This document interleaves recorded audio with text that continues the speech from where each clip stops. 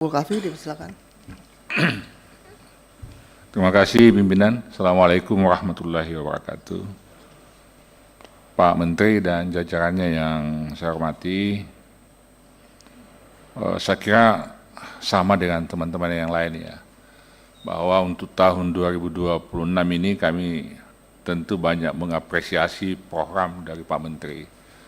Beberapa terobosan baru yang diterbitkan di tahun ini, termasuk dengan kebijakan terkait dengan menerbitkannya surat edaran pemberian BHR bagi pekerja ojol.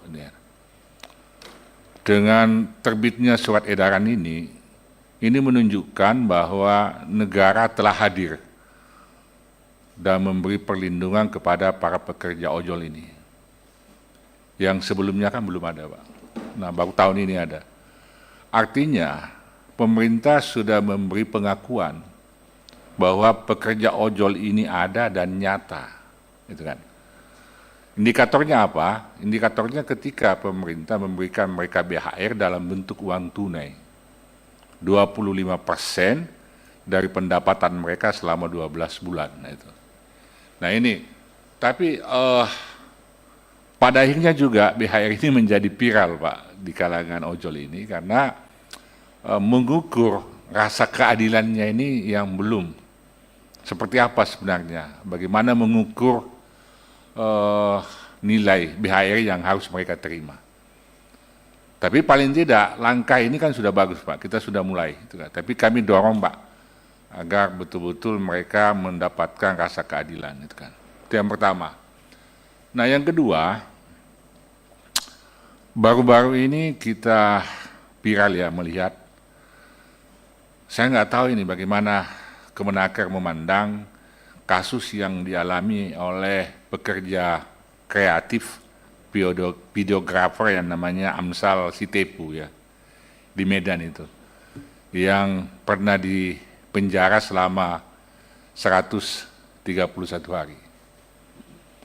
Ini menunjukkan bahwa pekerja kreatif di Republik ini belum mendapatkan perlindungan.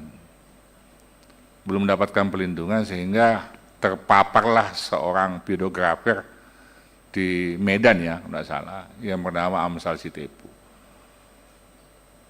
Bahkan kasusnya sampai ke Senayan.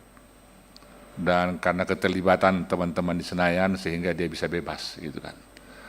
Nah itu menurut saya ini perlu ada kebijakan, Pak, dari Kementerian Tenaga Kerja di dalam melihat seperti apa perlindungan terhadap profesi pekerja ekonomi kreatif ini yang memang beda jenis pekerjaannya dengan pekerjaan konvensional. Beda, sangat beda, Pak. Termasuk dalam valuasi, bagaimana mentaksasi anggaran, biaya, nilai untuk pekerja videografer ini kan belum ada. Dan inilah yang dialami Amsal Sitepu sehingga dianggap korupsi, Pak. Ketika dia mengajukan kerjasama, dianggap ada nilai di situ mungkin yang terlalu tinggi atau seperti apa, itu kan. Padahal tidak ada ukurannya, belum ada ukurannya. Nah inilah menurut saya ini perlu Kementerian Kerja menyikapi hal yang seperti ini. Yang ketiga, yang terakhir, Pak, magang, saya kira ini luar biasa ya, Pak. Jadi Kemenaker ini kan betul-betul mempersiapkan tenaga kerja ini mulai dari hulu sampai di hilir.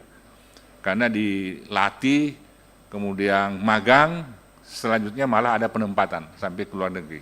Jadi, cuman begini, Pak, mengukur keberhasilan magang, ini mungkin paradigmanya harus dirubah. Menurut saya tidak hanya semata-mata mengacu kepada jumlah yang terserap, tetapi harus mengacu kepada berapa banyak mereka yang terserap di dunia kerja. Bukan banyaknya yang magang. Tapi yang magang ini setelah itu terserap berapa orang, itu mungkin saya kira indikatornya yang paling penting. Terima kasih Pak Menteri. Assalamualaikum warahmatullahi wabarakatuh.